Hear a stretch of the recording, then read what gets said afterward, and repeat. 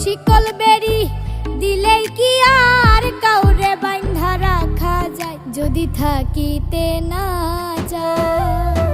কি লাভ হইল শিকল